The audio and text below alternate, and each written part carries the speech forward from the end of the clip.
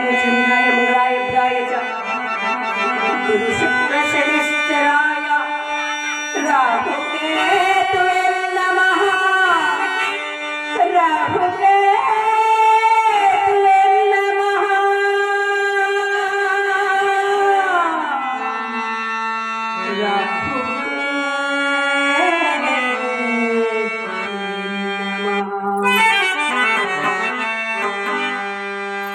सृष्टिय उदुरदि ಧರಿಸಿದ ಬೆಳಕ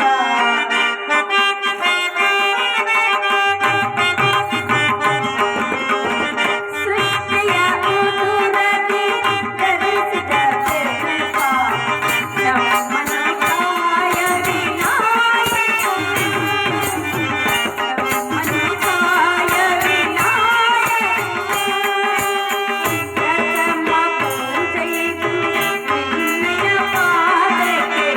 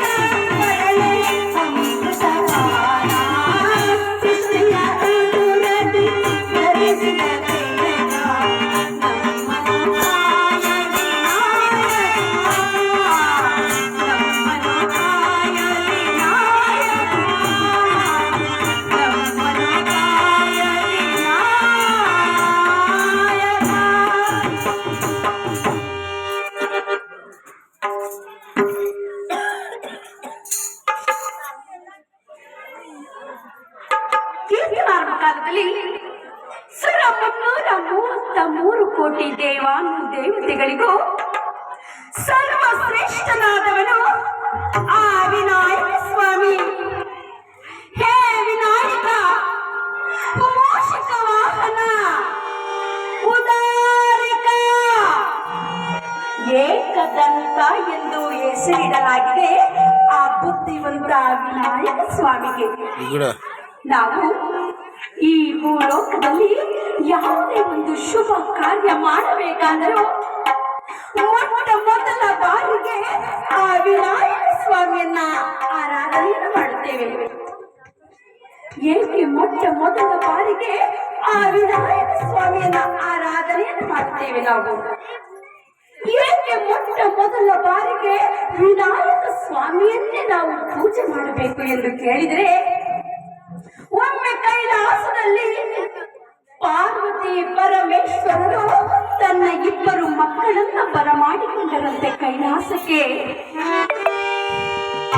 ಆ ಎರಡು ಮಕ್ಕಳು ಕೈಲಾಸಕ್ಕೆ ಓಡೋಡಿ ಬಂದು ತನ್ನ ತಂದೆ ತಾಯಿಯರ ಎದುರಿನಲ್ಲಿ ನಿಂತಿದ್ದಾರೆ. ಹಿರಿಯ ಮಗನಾದಂತಹ ಷಣ್ಮುಗ ಅದು ಕೇಳ್ತಾ ಇದ್ದಾನಂತೆ, ಅಪ್ಪಾಜಿ, ನಮ್ಮಿಬ್ಬರನ್ನ ಈ ಕೈಲಾಸಕ್ಕೆ ಬರ ಹೇಳಿದ ಕಾರಣವಾದರೆ ಏನು ಅಪ್ಪಾಜಿ? ಕೈಲಾಸ ವಾಸನಾದ ಶಂಕರನು ಹೇಳ್ತಾ ಇದ್ದಾನಂತೆ, ಅಪ್ಪ, ನಿಮ್ಮಿಬ್ಬರಿಗೂ ಈ ಕೈಲಾಸದಲ್ಲಿ ಒಂದು ಪಂಥವನ್ನು ಇಟ್ಟಿದ್ದೇನೆ.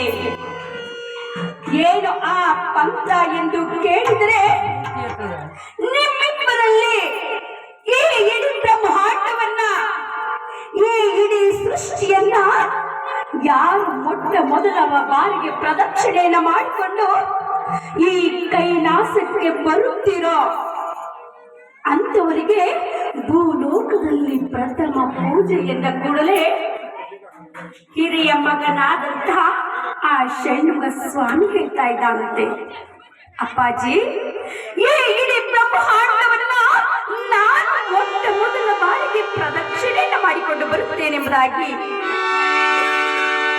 ಆ ಷಣ್ಮುಗ ಸ್ವಾಮಿ ತನ್ನ ವಾಹನವಾಗ ನವಿಲನ್ನ ಹೇರಿ ಈ ಇಡೀ ಬ್ರಹ್ಮಾಂಡವನ್ನ ಪ್ರದಕ್ಷಿಣೆಯನ್ನ ಮಾಡಲು ಹೊರಟಿದ್ದಾನಂತೆ. ಆದರೆ ಈ ಹೊಟ್ಟೆ ಬಾಂಕ ಗಣಪತಿ ಮಾತ್ರ ಕುಂತಲ್ಲಿಯೇ ಕುಳಿತು ಯೋಚನೆ ಮಾಡ್ತಾ ಇದ್ದಾನಂತೆ, ಏನಿದು? ನನ್ನ ಅಣ್ಣನ ವಾಹನ ನವಿಲು. ಆ ನವಿಲು ರೆಕ್ಕೆಯಿಂದ ಹಾರಿ ಈ ಇಡೀ ಬ್ರಹ್ಮಾಂಡವನ್ನ ಬೇಗ ಪ್ರದಕ್ಷಿಣೆಯನ್ನ ಮಾಡಿಕೊಂಡು ಹಾರಿ ಬಂದು ಬಿಡುವುದು ಆ ನನ್ನ ಅಣ್ಣನ ವಾಹನ ನವಿಲು. ಆದರೆ ನನ್ನ ವಾಹನ ಮೂಷಿಕ. ಅಂದ್ರೆ ಈ ಗಿಲಿಯನ್ನ ಹೇಳಿ ನಾನು ಭೂಮಂಡಲವನ್ನ ಪ್ರದಕ್ಷಿಣೆ ಮಾಡಲು ಹೊರಟರೆ ನನ್ನನ್ನ ಅಷ್ಟರೊಳಗಾಗಿ ಬಂದು ಬಿಡುತ್ತಾನೆ. ಏನು ಮಾಡಲು? ಅಣು ರೇಣು ತುಳಾಕಾಷ್ಟಾದಿಯಲ್ಲಿಯೂ ಪರಿವ್ಯಾಪಿಸಿಕೊಂಡು ಒಂದು ಹುಲ್ಲು ಕಟ್ಟಿಗೂ ಜೀವವನ್ನು ಕೊಡುವವರು ಯಾರು? ನನ್ನ ತಂದೆ ತಾಯಿಯರು. 24 ಲಕ್ಷ ಜೀವರಾಶಿಯಲ್ಲಿ ಅಡಗಿರುವವರು ಯಾರು? ನನ್ನ ತಂದೆ ತಾಯಿಯರು. ಹೀಗಿರುವಾಗ ನಾನು ನನ್ನ ತಂದೆ ತಾಯಿಯರನ್ನ ಬಿಟ್ಟು ಶೂನ್ಯವಾದ ಬ್ರಹ್ಮಾಂಡವನ್ನ ಪ್ರದಕ್ಷಿಣೆ ಮಾಡಿದರೂ ಪ್ರಯೋಜನವಿಲ್ಲ ಎಂದು ತಿಳಿದು ಆ ವಿನಾಯಕ ಸ್ವಾಮಿ ತನ್ನ ತಂದೆ ತಾಯಿಯರ ಬಳಿಗೆ ಬಂದು ಮೂಷಿಕವನ್ನ ಹೇಳಿ ತನ್ನ ತಂದೆ ತಾಯಿಯರ ಸುತ್ತಲೂ ಪ್ರದಕ್ಷಿಣೆಯನ್ನು ಮಾಡ್ತಾ ಇದ್ದನಂತೆ. ಯಾವ ರೀತಿಯಾಗಿ ಭಕ್ತಿಪೂರ್ವವಾಗಿ ಪೂಜೆಯನ್ನ ಮಾಡ್ತಾ ಇದ್ದಾನೆ ಎಂದರೆ ಆ ವಿನಾಯಕ ಸ್ವಾಮಿ